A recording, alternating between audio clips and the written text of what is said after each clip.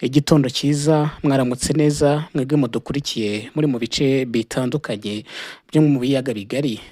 Ni mu gitondo ariko hari abadukurikiye bari muri diaspora, hari abagiye kuryama ndetse n'abandi bukeye. Turizera ko rero mwese mumeze neza. Iyi ni News Lab TV, turagarutse n'amakuru yacu arimo kuvugwa muri iki gitondo. Ni igitondo cyo ku itariki ya 7 z'ukwezi kwa mbere, umwaka ni 2026 nibwo umwaka ugitangira.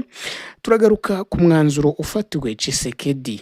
Turagaruka nanone kandi ku bindi nawe yatangaje, hari izindi mbaraga yisunze. Ese bihatse iki kuri uyu munsi asa naho yirengagije ibituruka i Doha ndetse n'ibituruka muri Amerika, akaba ashatse igisubizo ahandi. Turi buze kujya mu yandi makuru rero turebe n'ibyo Perezida Museveni atangaje, ndetse hari n'umuminisitiri mu gihugu cya Repubulika ya Demokarasi ya Kongo wakoze ibintu bamwe bavuga yuko yakandagiye umuzamu cyangwa se yakoze ibara. Byose rero turabigarukaho muri aya makuru. Wowe rero ukidukurikira, niba aribwo ukiza, wakora subscribe hanyuma tukazajya twibanira muri aya makuru tuba twaguteguriye. Mbere yuko rero tujya ku mwanzuro ufatiwe Tshisekedi, reka tubanze turebe iyi nkuru. Iyi nkuru nayo irimo iravugwa cyane. Ejo bundi hari umusirikare wo muri Repubulika ya Demokarasi ya Kongo wagize gutya atangaza ikintu kitari gisanzwe. Hari umutwe witwa Mobondo, ni umutwe umaze imyaka 3 urwana, ndetse ababikurikiranira hafi bagaragaza yuko ugeze mu marembo ya Kinshasa, ariho imirwano yawo igeze. Ejo bundi hari umusirikare rero wagize gutya akoza agati mu ntozi, avuga yuko bamwe mu bashyigikiye umutwe wa Mobondo ari abantu bo mu butegetsi bari hafi ya Perezida Tshisekedi. Avuga ko ku manywa ngo bihindura intama, ariko byagera nijoro abo bayobozi bakihindura ibirura, ibintu we yagereranyije nko kugambanira Tshisekedi ndetse no kutamubwiza ukuri. Uyu mugabo rero wagize gutya agashyira hanze abo bategetsi n'abandi batandukanye, yitwa Anthony Mwarushayi, akaba ari umuvugizi w'akarere ka 11 ka gisirikare muri FARDC. Uyu yamaze guhamagazwa i Kinshasa, ariko ni ibintu noneho si guhamagazwa si yo nkuru. Umujinya wamaze kuba mwinshi mu baturage, bavuga bati ngibi ntago byari bikwiye, ntago umuntu wagize gutya aka-expose abayobozi bakora nabi yarakwiye kuba yahamagazwa cyangwa se ngo yiturwe guhamagazwa. Icyemezo cyo guhamagaza uyu mu kapiteni Anthony kije nyuma gato yuko yatangaje nyine biri yakavuga ko hari abafatanya n'uriya mutwe wa Mobondo. Umutwe wa Mobondo rero akavuga ko abo banyapolitike bagira uruhare mu ihungabanya ry'umutekano muri Mai Ndombe, muri Kwango ndetse no muri Kwilu. Icyemezo rero cyo guhamagaza umusirikare kikimara kumenyekana cyateje impagarara haba ku mbuga nkoranyambaga ndetse no mu turere twibasiwe n'ibikorwa by'inyeshyamba za Mobondo. Avuga bati umuntu kugaragaza ikibazo gihari ariko agahamagazwa akiturwa kuba yenda yanagirirwa nabi, bati ntabwo ari byo. Mu kibaya rero cya Bateke cyane cyane kibasiwe n'urwo rugomo rwa mutwe wa Mobondo, abohohotewe benshi babona ko guhamagazwa kuri ya muvugizi w'ingabo ari uburyo bwo guhagarika ihishurwa riteye isoni ku bayobozi ba Kongo, ngo no gushaka kumucecekesha no gushaka yuko adakomeza kwerekana amabi harimo akorwa nabo mu butegetsi bwa Tshisekedi bashyigikira uriya mutwe wa Mobondo, umutwe ukomeje gukora ibara hariya mu bice cyane cyane by'uburengerazuba mu gice cy'uburengerazuba bwa Repubulika ya Demokarasi ya Kongo, cyane cyane wataka igice cya Kinshasa nayo isa naho iri mu burengerazuba bwa Repubulika ya Demokarasi ya Kongo. Uyu muyobozi rero abaturage bakomeje kumuvuganira bati ntabwo yarakwiye kuba yahamagazwa.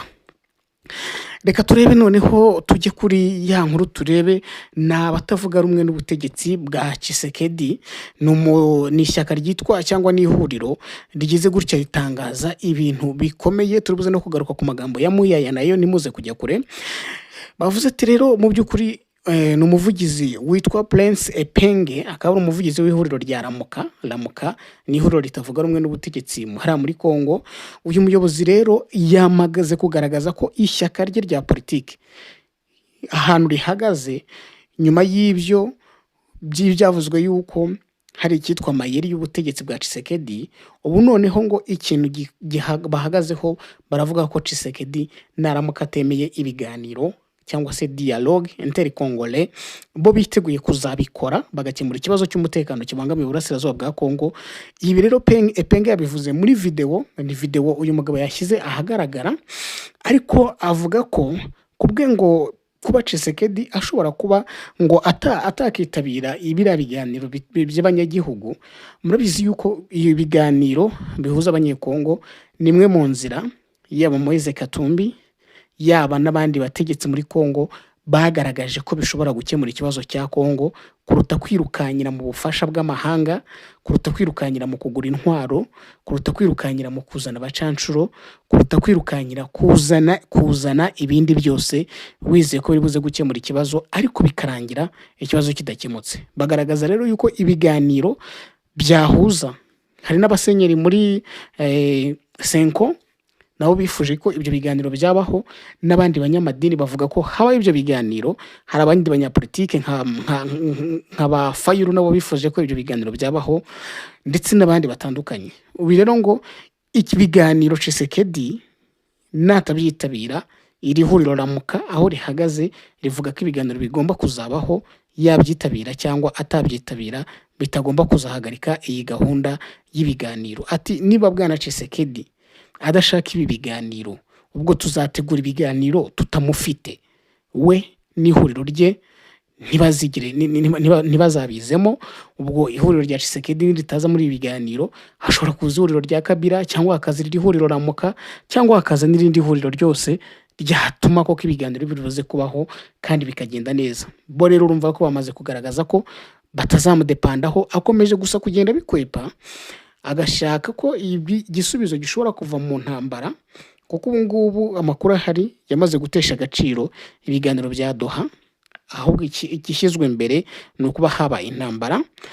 Uyu rero Prince Epenge uvugira ramuka yamaganye icyo abona ko ari ukugira ubutegetsi ubw'umuntu ku giti cye gukomeje kugenda kwibasira ubutegetsi bwa Kongo. Ngo ubutegetsi bwa Kongo ngo barasa naho bwitwara nkaho Tshisekedi ari we nyiri igihugu. Ni ukuvuga ngo kandi ngo ibi ngibi birimo birashyira ahazaza ha Kongo ahantu habi, kuko gufata igihugu ukagishyira mu biganza by'umuntu umwe ni ibintu ngo bitazigera byubaka. Ati rero ntidushobora kwigomwa ejo hazaza h'igihugu cyose kugira ngo dushimishe umuntu umwe utekereza ko tutamufite Kongo idashobora kubaho. Ati ni gute Perezida Tshisekedi yumva yuko abantu bagomba kugendera ku mategeko ye, cyangwa se abantu bagomba kwitwara as ari we perezida wenyine wabaho muri Kongo na wundi muntu waba perezida. Bati rero tugomba gukora turengera ahazaza h'igihugu, ntago tugomba gukora turengera umuntu umwe ku giti cye. Nibyo uyu mugabo yagiye atangaza. Ati byaba biteye n'isoni kuba ibi biganiro bitabaho ngo nuko Tshisekedi atabyemeye. Ati twebwe nk'abanyapolitike tuzabikora. Gishyizwe imbere rero ngo gikomeje kuba ikintu gihanzwe amaso ngo no gushakira igisubizo, kandi igisubizo kigashakwa mu nzira za politike, kubera ko igihugu ngo gikomeje kugenda gica mu bibazo. No kuvuga rero ihuriro ramuka ryo ryamaze kwerura rivuga yuko Tshisekedi natitabira dialogue nationale, bo biteguye kuzazikora kugira ngo barebe yuko ibisubizo byaboneka. Uyu Tshisekedi rero turimo kuvugaho, nubwo tuvuga ngo ibiganiro by'igihugu, uyu mugabo we hari ahandi hantu arimo gushakishiriza. Perezida Tshisekedi ubu ngubu yongeye guhanga amaso i Rwanda. I Rwanda ni muri Angola. Tshisekedi yongeye kuhareba ashaka yuko ngo hasubukurwa ibiganiro cyangwa se hatangirwa ibiganiro bishya bya Rwanda, mu gihe akomeje gutera umugongo ubuhuza bwa leta ya Katari bwatangiye mu 2025. Twari babwiye hano, twabwiye ko Tshisekedi yamaze gutakaza icyizere Katari. Hari inama ebyiri zagomba kuganira kwishyirwa mu bikorwa ry'agahenge. Intumwa za Kongo zahamagajwe na Katari inshuro ebyiri zanga kwitabira iyo nama. Ibyo ngibyo bikagaruka ku kintu Kongo yo ngibona ko Katari ngo ibogamye. Ejo bundi minisitiri w'ububanyi n'amahanga w'u Burundi, kuko Burundi n'abantu bazi neza icyo Kongo itekereza kuva kuri A kugeza kuri Z. ejo bundi yanditse ibintu kuri Twitter arangije arabisiba, ariko ababibonye barabibonye. Yaravuze ati twebwe turimo turabona yuko Qatar irimo gukoresha influence yayo, igakoresha n'amafaranga ikishyura Amerika kugira ngo itagira igikorwa na kimwe ikora ku by'u Rwanda cyangwa ku byo mu 2023 irimo gukora muri Congo. Byose ngo Edouard Bizimana yabishinje u Rwanda. Ibyo rero iyo myumvire niyo n'ubundi iri muri leta ya Congo, kuko binatangazwa n'itangazo umuvugizi wa guverinoma yatangaje kumera y'ukwezi kwa 12 ati twebwe turimo kubona ko u Rwanda rukomeje kwigarurira ubutaka bwa Congo, ndetse u Rwanda rwongeye n'ingabo bataye 3 zigamije gukomeza icyo kintu. Ati kandi biragaragara ko nta gikorwa. Ati ibyo ngibyo bisobanuye yuko harimo kwicwa amasezerano ya Washington. Ayo masezerano ya Washington kuba ngarimo kwicwa nibyo bituma none na Congo idasubira mu biganiro. Kugeza ubu ngubu bavuga yuko Qatar, ndetse mu minsi ishize nayo ni inkuru twabagejejeho, Qatar ngo yagaragaje yuko yamaze kurakara no kurambirwa ibiganiro birimo abanyekongo, kuko ngo ibikorwa cyangwa ibivugwa byose biba amasigara cyicaro. Ibyo rero ngo byanatangajwe kuri Jeune Afrique yuko Qatar ngo imaze kurambirwa, ndetse ubu ngubu ngo umupira mu buryo bw'ibanga Qatar yamaze kwiyikuraho umupira w'ubuhuza, irangije ngo iwegeka kuri Togo. Togo ejo bundi yatangaje ko igiye gutegura inama izongera ngo kuganira ngo ku buryo impande zombi zakongera kugarurirana icyizere kugira ngo zibone uburyo zisubira mu biganiro bya Qatar. Ni ukuvuga ngo impande zombi zamaze gutakariza icyizere mu 2023 na Congo. Ubundi kugira ngo ibiganiro bibeho habaho mbere na mbere ikintu bita trust, kwizerana, kumva ko ibyo muri buze kwemeranya biri buze gushyirwa mu bikorwa. Icyo nicyo kibanza. Ubu rero ngo impande zombi zamaze gutakarizanya icyizere, bityo ikintu Togo igiye gukora, igiye gukoresha inama igamije kureba uburyo impande zombi zishobora kongera kugirana icyizere kugira ngo zibe zasubira mu biganiro. Nyuma rero yuko bigaragaye ko Qatar leta ya Congo isa naho yayivuye muri ko bucece, Tshisekedi yageze gutya arongera yegira Rwanda, akaba ashaka yuko ngo ibiganiro bya Rwanda ari byongera bigasobukurwa, kandi Rwanda yarapfuye hajyaho Qatar. Tshisekedi yaherukaga Rwanda ku itariki 14 z'ukwezi kwa 12.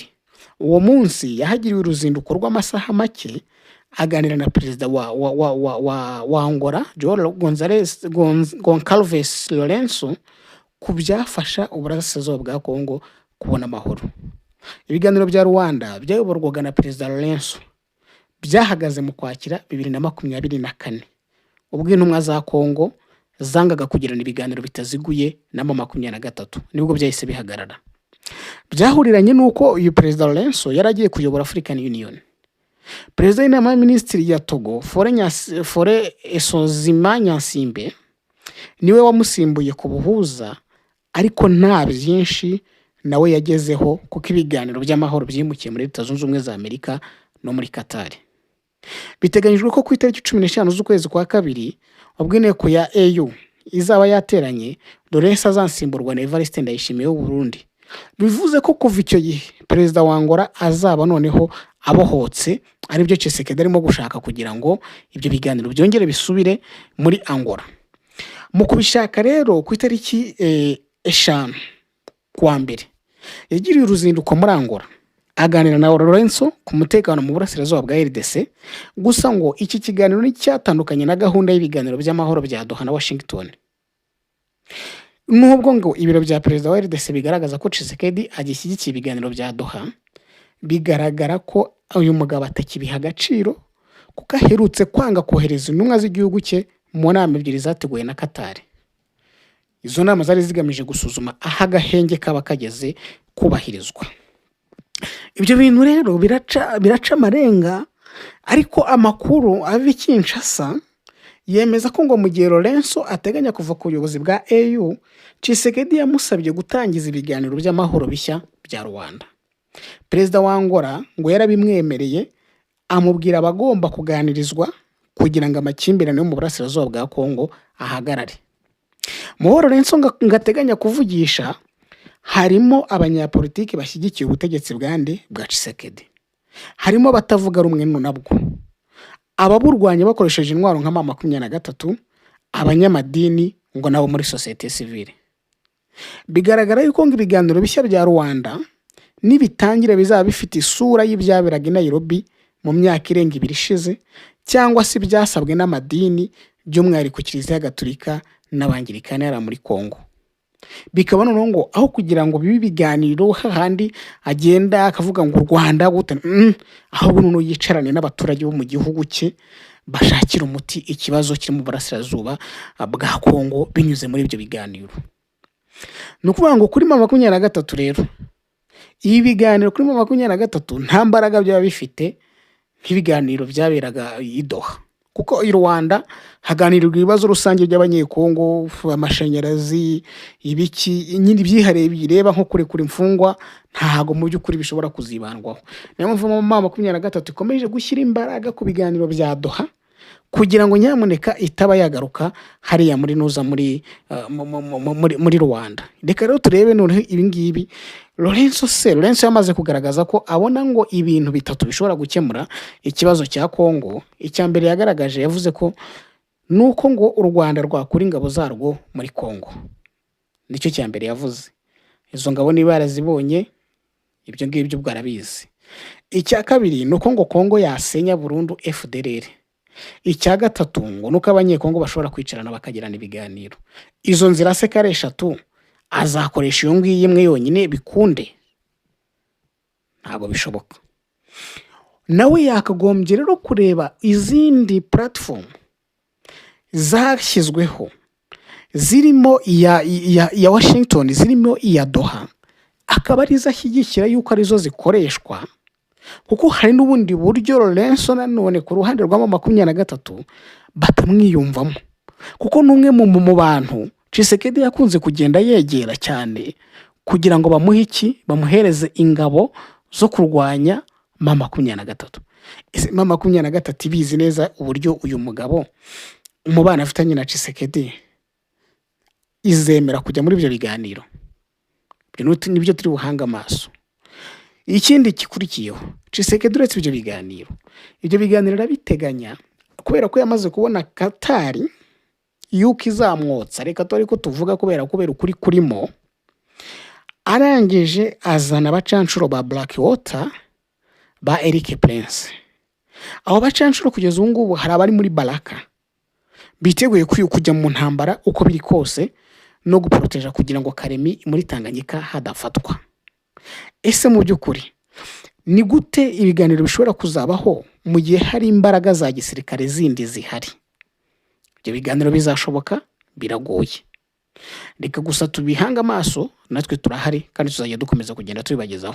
Hagati aho ngaho ariko nubwo avuga ibyo ngibyo, hari minisitiri ushinzwe ubuhinzi no kwihaza mu biribwa mu gihugu cye muri Kongo, yitwa Muhindo Nzangi Butondo, yagize gutya yandagaza bikomeye igisirikare cy'igihugu cyabo ndetse n'ubutasi bwacyo, asobanura ko ngo byikanga uruhande bihanganye bitewe n'ibivugirwa ku mbuga nkoranyambaga.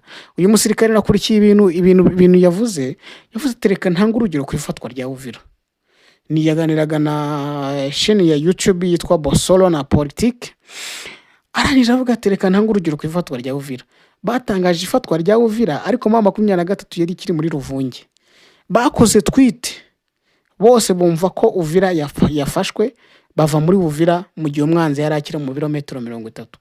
Yagaragaje ko ngo ingabo za Kongo ngo zigitera amaso kuri Twitter, zikabona ko hari umuntu wanditse ngo M23 igeze ahangaha, ngo bahita bayabangira ingata bakiruka. Yabandagaje kabisa, avuga ko ngo Kongo ngo nta kigenda. Aravuga ati M23 ifite igisirikare gikomeye ku buryo iyo Amerika itayisaba kuva mu mujyi wa Uvira, ubu ibiri mu mujyi wa Karemi mu ntara ya Tanganyika. Ati ndagira nkubwire ko iyo hataba ubutumwa bugufi bwa Marco Rubio bwaje buvuga ngo ntitwishimye, ntekereza ko tutaba turi kuvuga ibi. Baba bari muri Karemi kubera ko mu nzira nta kintu kinini cyarimo. Tuvugishije ukuri, ibyo byaduhaye umwanya wo kwitegura. Niko yabivuze, ibyo byaduhaye umwanya wo kwitegura. Ati kuko M23 itarafata ibindi bice, kuba itarabikora ngo ifate ibindi bice bitandukanye ntabwo ari kubwo imbaraga nke za M23, ahubwo ngo byatewe n'uko Amerika ngo yagize gutya iritambika, hamya ko noneho ngo imbaraga ngo Kongo isigaranye imbaraga za diplomasi, nta zindi mbaraga isigaranye zishobora kugira ibiki, zishobora guhangana na M23 uretse ngo imbaraga za diplomasi. Tshisekedi rero we ku rundi ruhande yizera imbaraga z'igisirikare kuruta imbaraga za diplomasi. Tukivuga kuri Tshisekedi rero, umuvugizi wa guverinoma ye yitwa Patrick Muyaya yagize gutya abwira abaturage b'Abanyekongo bati mushyire ku ruhande ibyo mutandukaniyeho muri politike, atabwo mwerekane ko mukunda igihugu cyanyu, ati mwamagane ubushotoranyi bw'u Rwanda ndetse n'abaruhagarariye ari bo M23. Uyu rero akaba umuvugizi nyine wa guverinoma na minisitiri w'itumanaho n'itangazamakuru, ati mu by'ukuri abantu bati ibikongo ni igiki kijya mbere. Atangaza rero ko Abanyekongo benshi bemeza ko intambara ikomeje cyangwa se uburyo ikomejemo ngo ari ukurwanya ubutegetsi buriho, mu gihe ukuri kwerekana ko Abanyekongo ubwabo aribo barimo kugenda bapfa ahubwo atari abandi. Ati iyi ntambara ntabwo ari intambara yo kurwanya ubutegetsi, ni intambara kuri Kongo, ni intambara ku gihugu cyose. Umutungo ukoreshwa, abasirikare bapfira ku rugamba bose ni Abanyekongo. Ati buri wese rero agomba kwerekana ko akunda igihugu cya Kongo atitaye ku mitwe ya politike abarizwamo. Ati ni ngombwa kwibuka ko niyo waba udakunda Perezida Tshisekedi cyangwa guverinoma ye, urwango wanga icyo wita ubutegetsi ntirugomba guhisha urukundo ukunda Kongo n'abaturage ba Kongo, kubera ko niba ukunda igihugu koko udashobora kwihanganira cyangwa kwemera ibibera muri iki gihe mu burasirazuba bwacyo. Avuga ati niyo waba udakunda Tshisekedi ariko ishyire mu rukundo rw'igihugu, hanyuma numara kwishyira mu rukundo rw'igihugu byanze bikunze uba ari rwo witaho kuruta ibindi byose. Reka rero dusoreze hano mu gihugu cya Uganda. Umusaza wanjye yitwa Yoweri Kaguta Museveni yagize gutya, akozi baba muri Winland kana ko yafashe mikoro aratangaza ati Uganda ifite ubushobozi bwo gutsinda Leta Zunze Ubumwe za Amerika mu gihe ingabo z'igihugu cyangwa z'ibi bihugu byombi ngo zahurira mu ntambara yo ku butaka gusa. Umusaza nawe arasetsa ati mu ntambara yo ku butaka ntabwo Amerika ishobora gutsinda Ubugande. Ni ikiganiro rero cyabaye cy'itangazamakuru cyabaye nyuma y'amasaha make Leta Zunze Ubumwe za Amerika zigabye ibitero kuri Venezuela mbere yo guta muri yombi Nicolas Maduro wari perezida wayo. Ubwo rumwe mu banyamakuru yabazaga Perezida Museveni isomo Afurika yakwigira ku byabaye kuri Venezuela, yasubije ko ibyabaye kuri Venezuela muri kiriya gihugu cyo muri Amerika y'Amajyepfo atarabisobanukirwa neza, ariko yararimo abikurikiranira hafi. Museveni cyakora yavuze ko ibyabaye kuri Venezuela bishimangira icyuho kiri hagati y'abasirikare b'ibihugu bitandukanye ku isi. Avuze ko nka Amerika yakoze operasiyo yasize ifashe Maduro kubera ko ingufu z'igisirikare cyayo zubakiye ku bushobozi bwo gukorera mu nzego enye zitandukanye zirimo inyanja, ikirere, isanzure ndetse n'ubutaka, ngo bitandukanye n'ibindi bihugu. Yavuze ko ngo nubwo Amerika ifite ziriya mbaraga, Uganda ifite ubushobozi bwo kuyinesha mu gihe baba bahuriye mu ntambara yo ku butaka gusa. Ati ibikorwa by'Abanyamerika muri Venezuela ntibirasobanuka neza, ntabwo turamenye neza mu by'ukuri ibiri kuba, nubwo Abanyamerika bafite imbaraga nyinshi cyane mu kirere no mu mazi, ariko baje mu ntera ya bugufi ku butaka dushobora kubatsinda. Ati buriya badakoresheje ingufu z'indege cyangwa n'amato yo mu nyanja dushobora kubatsinda. Museveni aravuga ko nubwo Amerika ifite ubushobozi bwo kurwanira mu kirere, amazi n'isanzure, imirwano yo ku butaka igabanya ubwo bushobozi, bikaba byatuma n'igisirikare gikomeye gishobora gukubitwa kubera yuko kiri kurwanira ku butaka. Ati kuba bari kugerageza kuza ku butaka, mbese urebye uti ku butaka hari ikibazo gikomeye cyane ku Banyamerika. Ati yuje hafi yanjye rwose dushobora guhangana nkaba nanagutsinda. Umusaza rero mu rwenya rwinshi ati ku gisirikare cyo ku butaka Leta Zunze Ubumwe za Amerika nazirahira aho twinikaga, nta muntu n'umwe ushobora atazibeshye zikanyigabaho, nazereka uko ibintu bigenda. Ngibyo rero ibyo Museveni yatangaje. Reka rero natwe duhinira ahangaha, tubifurize kuza guhaha mukaronka, abageze mu gihe cyo kujya kuryama muze kugira ibitotsi byiza, mukomeze kunogerwa na gahunda tugenda tubategurira.